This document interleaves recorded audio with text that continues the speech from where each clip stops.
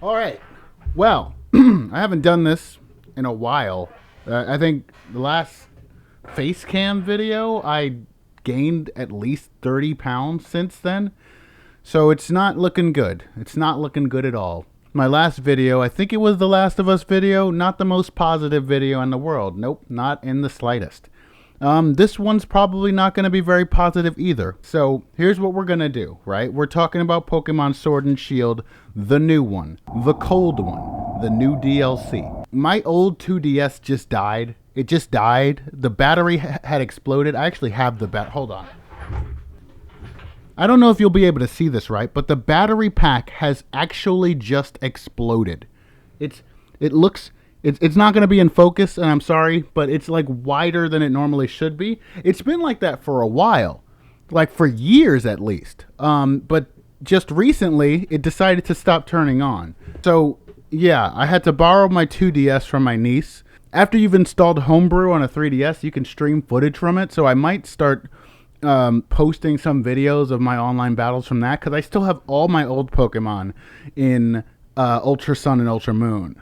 And I don't want to move them over yet, because we still have no idea if any other Pokemon are going to be coming back. When the trailer for the Crown Tundra first came out, I was like, oh, they're putting back all the legendaries? First of all, am I the only one who really doesn't like legendaries? Like, they're really cool, and everyone knows they're really cool, but you can't really use them competitively like you can other Pokemon. So when I see a Pokemon, I'm like, oh shit, that Pokemon looks super dope. And then you find out it's a legendary Pokemon, it's like, oh, well, fuck. Okay, well, I'm never going to get to use it. Not going to be able to breed it. Not going to be able to evolve it. Not going to be able to do any of the cool shit that I like to do with my Pokemon. No, because it's a legendary. So whatever. I thought in the trailer, and I rewatched it, they showed just a bunch of legendaries fucking rapid fire over and over again. And then in my mind, my little baby mind, I'm like, oh shit. That means all the legendaries are coming back, right? No, I was wrong. I was very wrong. Not all of the legendaries. Most of the legendaries are coming back. Which ones they decided to bring back? They just a random assortment, I guess. It just doesn't make sense. Like, they brought back the Regis, and I think, or the Regis, however you pronounce them. I always call them the Regis. Like, they added a new one. They added two new ones, the Dragon one and the Electric one. And I don't get why. It's just like, again, this problem of the Pokemon just kind of being there, and there not really being any lore surrounding it. But I don't want this to be a thoroughly negative video, because it won't be.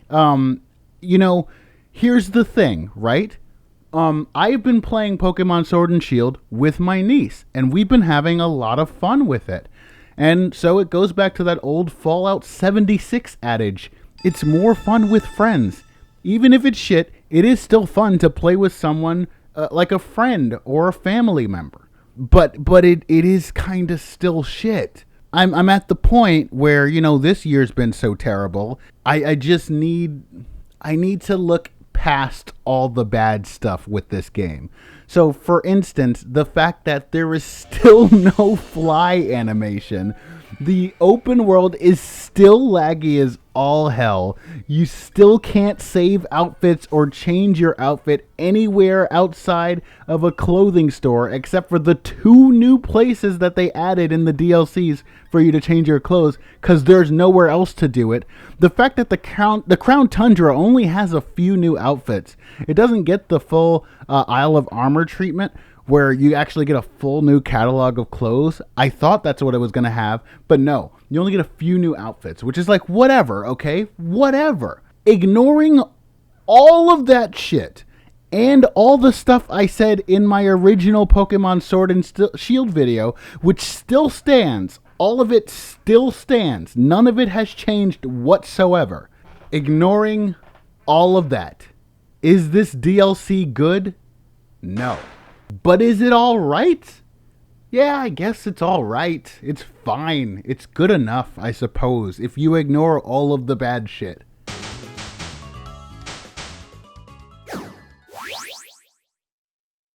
So, Crown Tundra. Look, I don't want to hate this. I really don't. I really want to like it, in fact. And maybe that's why I'm judging it so harshly. Is because I wanted it to be good. And in some ways, it is very good, in fact. Incredibly good. They start experimenting with the open world, which is what I really like. The original game and the Isle of Armor, they didn't do anything interesting with the open world. It was just this flat, barren piece of earth that you just run around on or bike on, which is still terrible because it still covers your outfit, and it is still the slowest bike in existence, and it matters even more in the Crown Tundra DLC for reasons I will explain in just a little bit. You either run around or you bike around this completely flat, barren open world, but there's nothing really, there's no heart, there's no soul in the open world. Breath of the Wild, Death Stranding, Red Dead Redemption 2, these are open worlds that have hearts and souls, whether you like them or not. You can see how much care and careful construction there has to the way you get around the open world. The way you get around an open world is so very important to how that open world functions. With Pokemon, it seems like they were like, hey, we're going to make this an open world and put absolutely no care or intrigue or anything into how the player explores and interacts with this open world at all. They just sat around a table and were like, open world. Okay, cool. Pokemon. All right, cool. Put them in there. Good. I'm still working on my Death Stranding video. And first of all, apologies if this is really dark. I charged my light box for a little bit and it's dying, so I apologize. But I'm going to see if I can up the brightness in post. I'm sorry. I'm working on my Death Stranding video, and I really had to put thought into A, why I like the game so much, and B, what that open world is doing. Because a lot of people don't like that open world, and I get it. I really understand why. It's not just because of the walking. There's something about how the way that open world is constructed that is different from a lot of other open worlds. And the reason why it's different is because it's not an open world that was made to be explored. Death Stranding's open world is a hazard. That's the whole point of the open world in Death Stranding, is to be a force that's working against you. It's not made to be explored for you to find new locations and places, because you can do that. You can go find places and things, and they're really beautiful when you do find them, but there's nothing to do there. I don't really like Skyrim. I really don't, but a lot of people do, and I get that as well. When you go to a place in Skyrim, you're going to find a story there. You're going to find a character there that you can interact with. And it can lead into a whole chain of other stories and events that you would never have unlocked if you hadn't just decided to explore a random place. Eventually, you might find a really cool weapon or a really cool shout or something like that that is completely unique to your adventure that you decided to have. My point is that there was a level of thought there to how the open world is going to function. How is the player going to interact with this open world in a unique and interesting way? But here's the thing with Pokemon. They didn't put that extra level of thought into it. Imagine Breath of the Wild without the hang glider, the ice thing that lets you jump over blocks when you're trying to cross a lake, without all the special ways that you can interact with the world, being able to climb anything. Imagine Breath of the Wild without all of that stuff. It wouldn't work. It simply wouldn't work. And I'm not saying that Breath of the Wild is perfect, because it most certainly was not.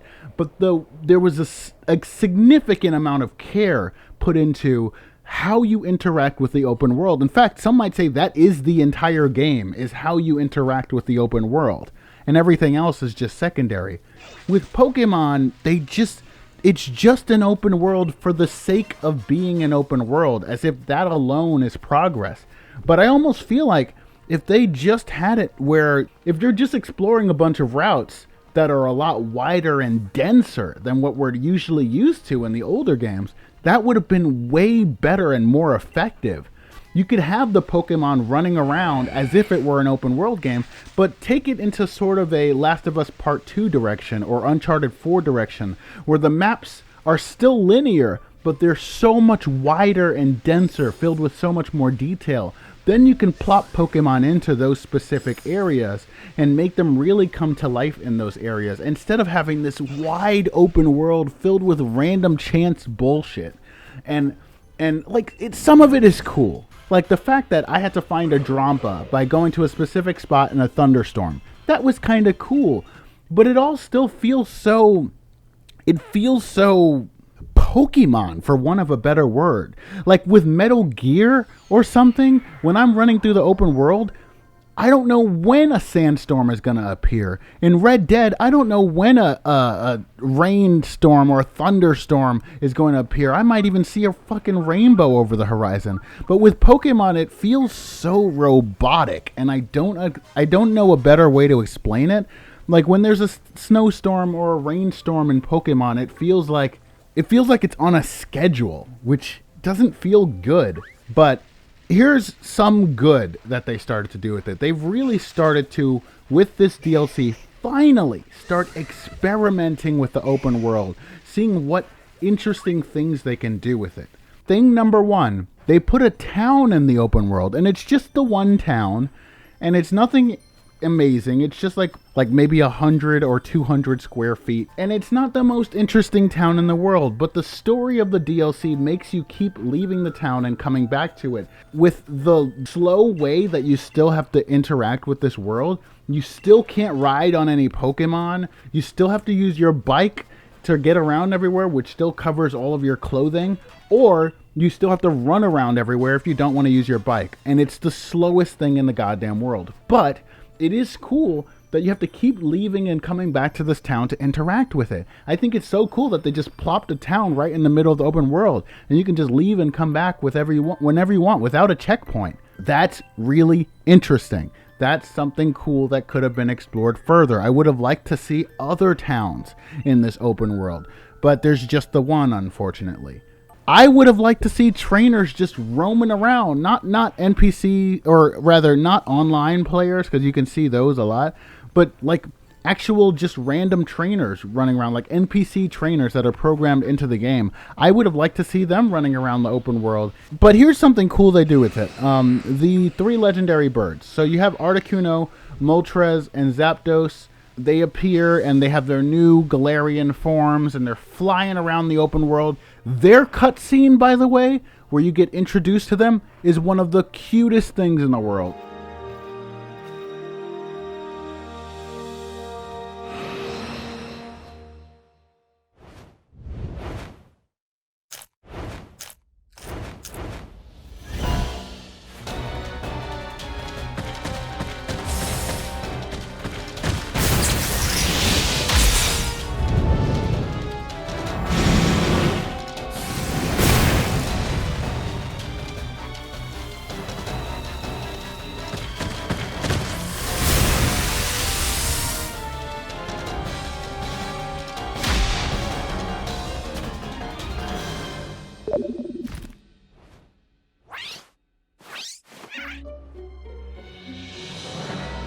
And it's cutscenes like those that are missing from the base Pokemon game. You get the first one when you first see the starter Pokemon.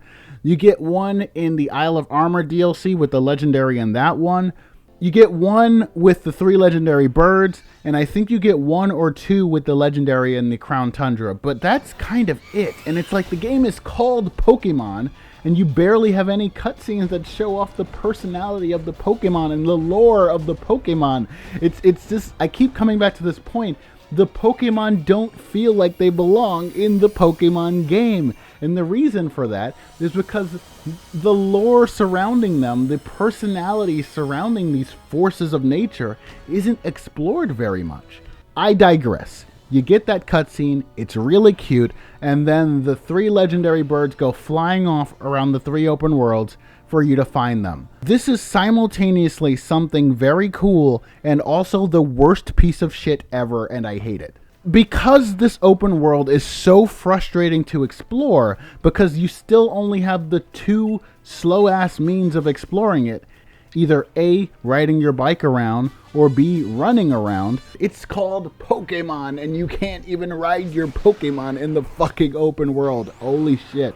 So the 3 legendary birds run away, and you have to find them. Or they fly away, I suppose. It's kind of interesting how they did it, but because it's so frustrating to explore this open world, it's just so frustrating to chase these Pokemon around. And I think it's really cool how they do it. But then you start to notice how robotic it feels again. It just feels so robotic. It doesn't feel like they're really reacting to you or responding to you. It feels like you just go to a specific place and then they do some scripted thing and then you have a battle with it and you're done. I really wanted to like this. I saw my niece doing it before I started playing it and I was like, oh, that looks really cool. I really hope it's as cool as it looks when I start playing it. And it's not. But they tried to do something interesting, and I can see what they're getting at. I do wish there was more of that. I wish there were more legendary forces in the game, where that you have to chase around and stalk around this open world, that you have to learn about and find out about, explore the lore of them before you can find them. Instead, we have this thing where you have to find 50 sets of footprints in order to find the legendaries from Black and White, and which are, by the way, the worst legendaries ever, and don't even pretend they're cool at all, because they're not. In order to find Cobalion and Terrakion, whatever the third one is, you have to find their footprints 50 times each, and it's like, this is not fun. This isn't fun at all. Why couldn't I just explore this wide, expansive world and just stumble into a den on my own and find them there? They sort of did that with the Regis, but even that's kind of lame. I don't know. I don't know what I want. I guess maybe with the Regis it's lame because you just go to a place and it's like this shrine and it's pretty obvious what it is and what the answer is. And you get in there and it's just one room and then the legendary's just there. And you fight it and you catch it and then that's it. That's all there is. And then you move on to the next one. There's no mystery. There's no intrigue. So the 3 legendary birds are flying around, right? And one of them's Zapdos. His thing is he runs around. You just have to wait for him to get tired and then you run into him and battle him. Whatever, that's fine. The most annoying one is Moltres. Moltres is the worst fucking one. And the reason why is because Moltres will almost always intentionally fly over this vast expanse of water. And the only way you can catch him is by biking over the water. And maybe there's some other way to do it that I was just too dumb to think about. But when you're biking over water, it is the slowest shit in existence. I think it took at least 5 to 10 minutes for me to just catch up to this thing. And the battle was shorter than that. So it's like, what the actual hell? I mean, there are some set pieces. I haven't played Miles Morales, but there are some set pieces in Spider-Man PS4 that are like that, where it feels like you're just swinging around chasing something in midair, and it is so fucking fun. If Pokemon could even remotely match the excitement of that, I would be shouting its praises, but it couldn't. It really couldn't. I mean, Articuno was probably the coolest to chase, but then that got old really fast because I wasn't sure what I was supposed to do. It was the first one I decided to chase because it was right there, and I was chasing it around on my bike. Why wasn't there ride Pokemon? But anyway, right? I get up to where it's like nested, and it doesn't really nest. It just sort of flies in the same spot, which is like, okay, there's my complex Pokemon behavior, I guess. Even the legendaries can't get past the curse. I realize it's too high up for me to run into it. So I'm like, okay, do I just wait here? Then it does this thing where it like makes 3 copies of itself, and you have to find the right one or it flies away again. And I failed the first time. And then I was like, oh, so it's just going to fly away again over that cliff. Oh, well, that's kind of shit, isn't it? But I did it, and I caught all 3 of them, and it wasn't as cool as it really could have been. They put the bare minimum amount of thought into it. And, like, hey, it's more thought than they did for the base game. Cool. But still, damn. Like, it really could have been a lot cooler than that. I'm imagining so many different scenarios where you really have to stalk this Pokemon around, chase it around this big, expansive open world. But the open world itself is just so barren and boring and stupid. that I really think maybe this is all they could do with what they were given. The map is completely useless. Honestly, I should have talked about this in my original Pokemon Sword and Shield video, because the map was just as bad there, and of course, like everything in the game, it hasn't changed at all. The map is made basically for the old Pokemon games, where it just shows you the general route that you're in, but it doesn't show you where exactly in that route you are. They haven't upgraded that at all for an open world setting, so you get the effect where you're traveling the open world and you need to figure out which way you need to go to get to a specific place, and there's nothing on the map that helps at all. There's no ability to place markers down, and it doesn't even tell you where exactly in the open world you are. It just tells you what general region of the open world you're in. So if I'm looking for one of the Regis shrines, I have to literally look at the outline of the map to be like, oh, that's probably where it is. That's why it has that weird outline. Not because the game is giving me any sort of useful information to tell me where to go. I can't even figure out which direction I'm looking in. So in an open world as bland as this one, it gets very confusing to navigate.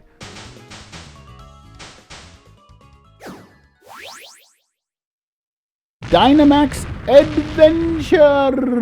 I realize my light's probably dead, so should I just charge the light? Nah, screw it, I'll just do this in voiceover form. If I stop to charge it now, I'm never gonna finish this. Dynamax Adventures. Cool. This new thing that is based off of a mechanic from the main game, which kinda sucks.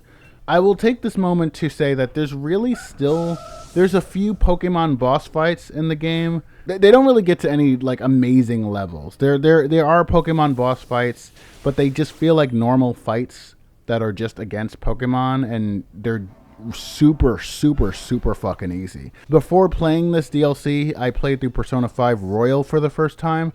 I had already beaten Persona 5, but this was a good refresher, and damn, like, I was always perfectly leveled for that game, but some of those bosses kick your ass if you're not ready for them. No matter how well leveled you are, some of those bosses are just fucking insane. And I played it on the hardest difficulty, and it feels so good to have a good challenge like that when you're stomping through every other enemy in the game. Let's just stop for a second, right? And let's just talk about Persona 5 Royal, right? Okay, here's a game which already came out in the form of Persona 5, and it's just basically just a DLC. But I feel like saying that devalues everything that Persona 5 Royal is bringing to the table. It is not just a DLC, it's an upgrade. It seamlessly threads all these new systems and confidants and all these new things into the story and gameplay. The battle system is so significantly different and fresh from the original Persona 5 experience that I was actually floored when I saw some of the new stuff they added. Man, when you put thought into it, you can really change a system. You can really change the feel of a game experience, even one as long and already exhaustive as Persona 5. When you look at Pokemon, it looks like, over the course of the last several generations, it's basically been the same game. The most interesting things have been like double battle and triple battling, but then the game doesn't bother to do double battling half the time, let alone triple battling. You look at the story mode, you play through the entire game and you might have maybe 3 double battles or 4 at most. And it's like, why is the game so hesitant to explore these new things? Some of the coolest things about Persona 5 Royal in the improved battle system was just how tag teams work. It was like, how can these characters keep interacting with each other in really cool and interesting ways that makes me want to use every single one of my party members.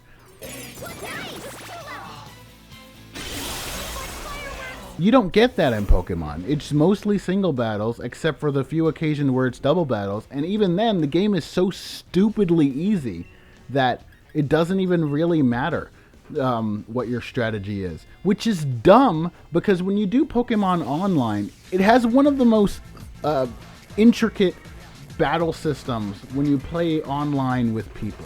You have to really think about what moves you're using, what Pokemon you're using, what abilities your Pokemon have, what stat increases you're going to be working on, what turn you're going to do what thing on. There's a lot of thought that goes into competitive battling in Pokemon, and I only know the beginning of it. I only know really the bottom rungs of it because I've done it in Ultra Sun and Ultra Moon. But when you look at competitive battling, it's so weird that is so intricate and detailed, whereas the mainline Pokemon experience in the single player is so fucking easy and thoughtless. Then we get into Dynamax Adventures, right? Here's where you start to explore some of the more intricate, detailed pieces of Pokemon, you know?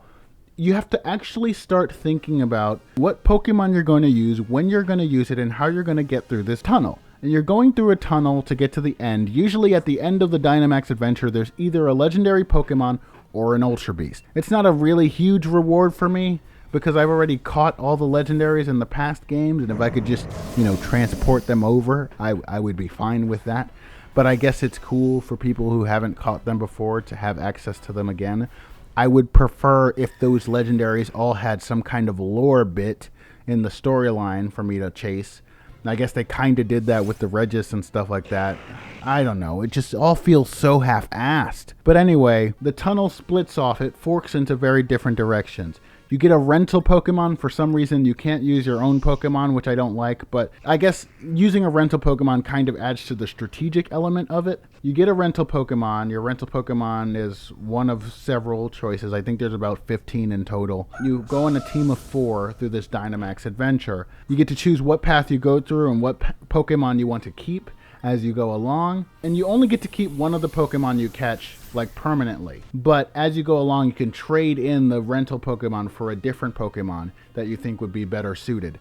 And it really does take a lot of thought and strategy. I've gone through it with my niece a few times, and we've lost a few times. Generally speaking, when we lose, it's not really our fault though. Because what will happen is we just get to the legendary at the end, and they fucking one-shot the entire team with some ridiculous move. And it's like, okay. I think there is a lot of cool strategy and stuff that does go into it. It doesn't feel fair that you're not using your own Pokemon, because if I wanted to train a Pokemon to specifically be fast, I could do that, and I would know, hey, even though my Pokemon's not so strong with special attack or whatever, I do at least know it's going to move faster than the Dynamax Pokemon. But you can't do that because you're just using rental Pokemon. So you just have to assume what the Pokemon stats are. You don't even actually get to see the Pokemon stats in advance. And I hate how little time they get for you to choose anything. It's like 15 seconds to make every choice, which is, I can't make a choice in 15 seconds in my everyday life. But it's cool, At the end of the day, Dynamax Adventures is a cool new addition that A, probably should have been in the base game, but B, it's here now and it's alright. It's fine. I didn't want this video to be so negative, but the moment I start talking about Pokemon is the moment I get really pissed off. I didn't want Dynamax Adventures, okay? Let's just put that out on the table. I don't care about Dynamaxing. It's alright. I think it would have been really cool if they used it for a foundation for Pokemon boss battles, but they haven't. And it's so weird to think that, Pokemon Moon and Sun had Pokemon boss battles. Pokemon Let's Go Eevee and Let's Go Pikachu had Pokemon boss battles. And this game kind of doesn't, except for the Dynamax stuff. What I mean by Pokemon boss battles, I mean a battle that's significantly different from the normal battles that you have with trainers and Pokemon. It makes sense. You have these Pokemon that have way larger health bars and newer, different moves and different move patterns. But they don't, the story still doesn't use that for boss battles. It just uses it for Dynamax and these random chance things and these online components, which still kind of suck. Me and my niece spent 10 minutes trying to figure out how to play with each other on these Dynamax Adventures and everything else. You need some stupid link code and shit. I was like, why can't we just form a party? Why is this so complicated? It seems like the Pokemon doesn't want to go forward. It doesn't want to do anything interesting. It just thinks of an idea and is like, okay, we're doing this for this game only. And then in the next game, it's going to be something completely different. And I'm like, okay, fine, but is that really, we're just gonna meander like that forever? When we've had Pokemon games that have done some really cool, interesting shit, like Alpha Sun and Omega Ruby. Alpha Sun and Omega what? Like Alpha Sapphire and Omega Ruby. And I still stand by Pokemon Sun and Moon were good games. I really think they were doing some cool shit that the other games didn't do, and I thought the stories were pretty good. That said, Dynamax Adventure is what it is, and it's an interesting thing, and I wish the payoff was better. I wish there was more to it than just Dynamax battles over and over for a legendary that you could have gotten in a different game anyway. Whatever, it is what it is, and it's fine. I will now talk about something that I do absolutely really like in Pokemon Sword and Shield, and this is probably hands down my favorite thing about the DLC, maybe my favorite thing about the main game, period.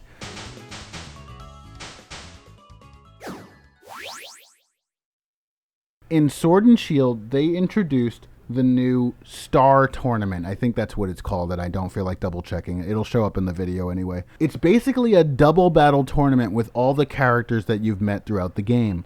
And you can choose whoever you want as your partner. The Galarian Star Tournament is just really fucking cool. I really have no bad things to say about it at all. None whatsoever. I'm literally trying to think of something I don't like about it, and I can't do it. I really can't do it.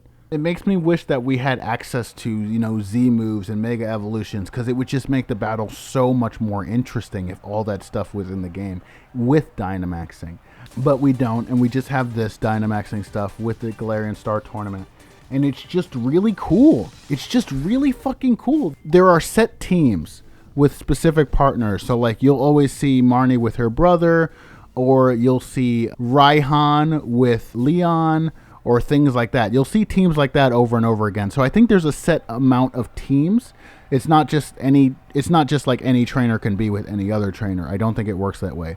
But they put extra thought into it. They said, hey, if we pair these two trainers together, they're going to have a little battle line that they say to each other. And it's a specific thing that they say to that specific other trainer. And I find that so effing cool that they put that much thought into it. I thought that was really interesting. Some trainers even will have like special little cutscenes with each other. Not full-on cutscenes, but they'll have longer dialogue chains with each other than other partners. It's just really fucking cool. I was astonished when I first did the Galarian Star Tournament, and I was racking my brain trying to figure out how it works. Because I was like, wait a minute, there's no way they made voice lines for every single possible team combination. And it's like, okay, no, they didn't do that. That would have been insane. But they did make a bunch of different team combinations and give voice lines to those specific team combinations. And I thought that was really cool. They didn't have to go through the effort, especially if you look at the rest of the game. But whoever directed the Galarian Star Tournament, they put that effort in, and it shows, and I really love it. And I really cannot think of anything bad to say about the Galarian Star Tournament. I think it's the coolest thing that you can go in there, choose a character you really like as your partner, and see how the other characters within the game interact with each other in a way that, honestly, you don't get to see them interact with each other ever in the game. You only get to see it in this tournament, and it's so cool. And I really commend whoever put that extra amount of detail in. I see you, and I appreciate you. Yeah, so Galarian Star Tournament, 10 out of 10, would do again. Really cool. I've done it about 3 times already. I really kind of never get sick of it. It's so cool. Okay, here's one thing. I wish it was a little harder. I wish it was either, capped at level 50, or that the levels of the combatants were just a lot higher than they are. I really do think the Galarian Star Tournament is excellent. However, one thing that I did not like about it is that everyone else is just using 3 Pokemon. So each person on a team is using 3 Pokemon. And I actually tested this. My 3 Pokemon got killed, they were fainted, they were knocked out, and then I was able to just throw out a 4th Pokemon. And I was like, wait, what?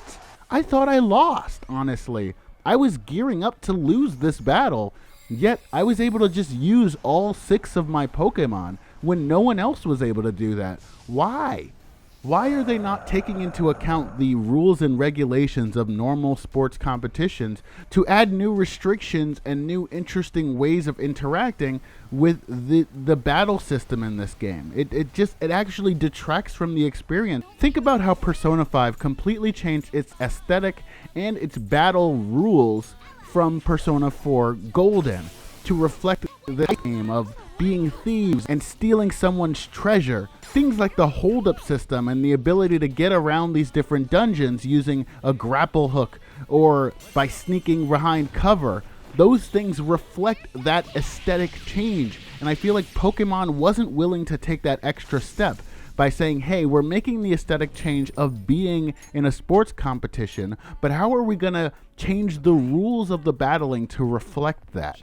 But other than that, like, there's really nothing bad to say about it. The Galarian Star Tournament is, beautiful.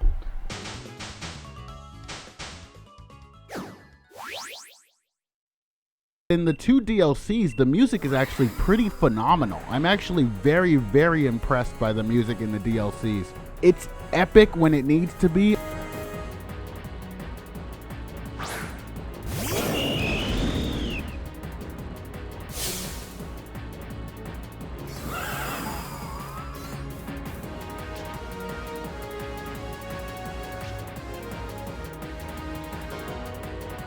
Otherwise, it's like soft and swaying and magical and pretty.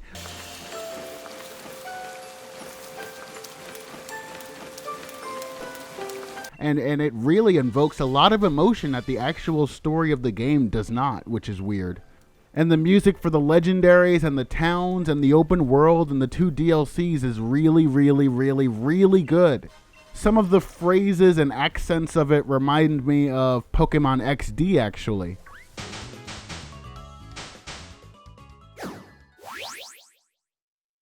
I guess last but not least is to talk about the storyline, which was not bad. It was not bad at all. It wasn't the greatest thing in the world, but what I really liked was that it was Pokemon-centric. It wasn't a story about some big baddie. It actually kind of reminded me of the first Pokemon movie with Mewtwo. The legendary in the Crown Tundra goes and it has to possess Peony in order to talk.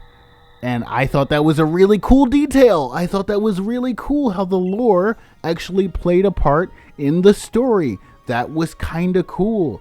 And you spend your time talking to this Pokemon, trying to figure out how to get its powers back. So that made the town really important, and I wish the town had a little more personality to it, but I did like how you had to keep coming back to the town and talking to the villagers and stuff in order to learn more about the legendary. Eventually you get a carrot seed from the townspeople, and you have to plant it, and you can plant it either in the ghost area or the ice area, and depending on which one you plant it in, you get a different horse for the legendary Pokemon to ride on. But again, I'm just kind of turned off of legendaries because you can't really use them competitively. And they're not very unique. Once you get a legendary, someone else has the same exact legendary. It's not really your Pokemon, you know? But I do like legendary stories, and I think this is where the games could learn a lot from the Pokemon movies, because the Pokemon movies are all about the lore and histories of these legendary Pokemon and how the main characters explore the lore in order to reach the legendaries. I'm thinking like, Jirachi Wishmaker in the first Pokemon movie and the Lugia movie and the Entei movie. Of course, I watched all these when I was a kid, so they might suck in hindsight. I'm just imagining the way that the lore was woven into the story of those movies is what I wish the Pokemon games were like. And it feels like with the Crown Tundra, we're finally getting a taste of that. And I think that's really cool that they were starting to do that. Now, honestly, the story of this Pokemon was kind of boring. You're really just kind of running back and forth, running errands for it until you eventually reunite it with its partner. But little details like it having to possess Peony in order to talk, I thought were really cool details. They put the Regis in this game, and I wish an equal or like at least half of the amount of effort that went into this story also went into the Regis. Like, why are these shrines here? What are some cool, interesting ways I can interact with this shrine besides just stepping on a bunch of tiles? You know, things like that. Like, I'm thinking Pokemon Alpha Sapphire and Omega Ruby put a lot of fucking thought, so much thought, into how you interact with the legendaries. Finding Deoxys in that game, in Alpha Sapphire, was one of the coolest things ever.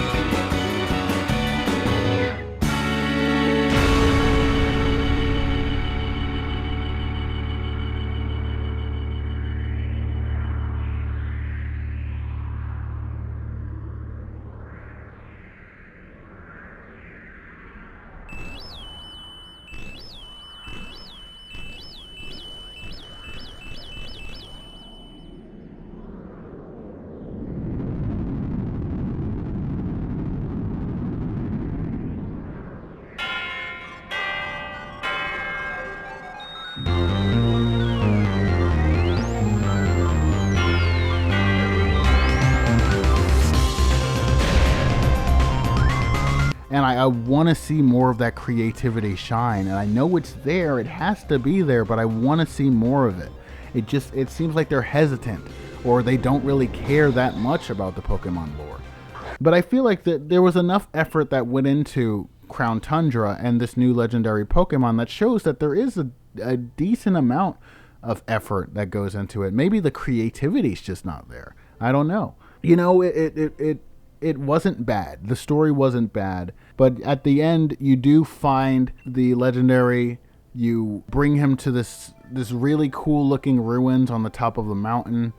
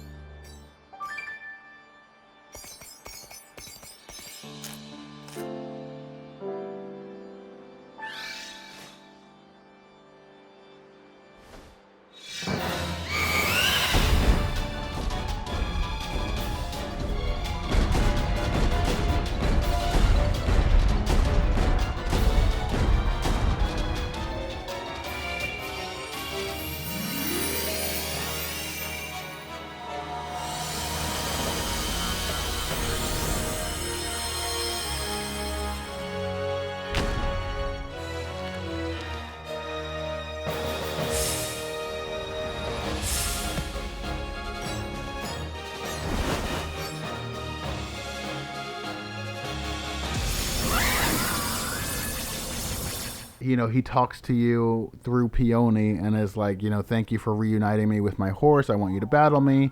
And then you battle him and catch him as per usual. And yeah, and then that's the end of that story. You know, it was all right. I didn't hate it. And that's the best praise I can give sometimes. I still just wish more of that creativity shine. The creativity from Alpha Sapphire, Omega Ruby. The creativity from some of the Pokemon movies.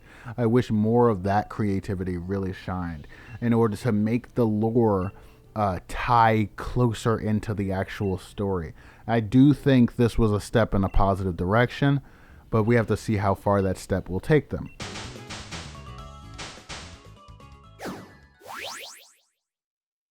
Last but not least, I guess I'll talk about the characters. So there's not that many new characters. There's Peony and his daughter Peonia, or just Nia for short. And they're cool, I guess.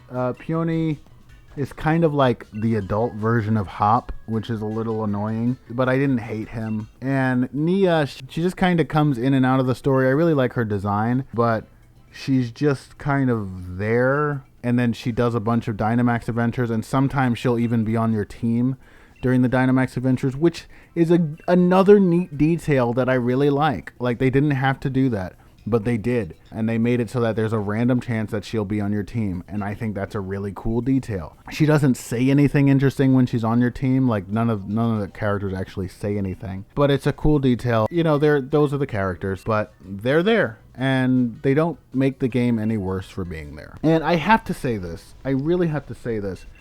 My niece, completely unprovoked, in the middle of the game, she was playing. I don't even think I was playing with her at that time, but she's like 12. I think she said, "I really wish you could change the way that you throw at your ball when you Dynamax." And I was like, thank you.